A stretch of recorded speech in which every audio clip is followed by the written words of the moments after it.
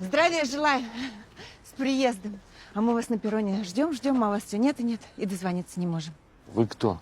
Наталья, я вам звонила. Лекарство. Я... Спасибо, Александр Сергеевич. Вы просто наш спаситель. Ну, Вы, наверное, очень устали. Сегодня на работу не выйдете? куда? На работу? Вы же наш новый начальник отдела.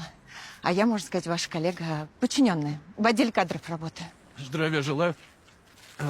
Делягин Николай, участковый лейтенант. Коль, познакомься, это наш новый начальник. Гаврилов Александр Сергеевич. Очень приятно. О, кстати, ключи от вашей квартиры. От моей? Ну да, от служебной. Пойдемте, я вас провожу.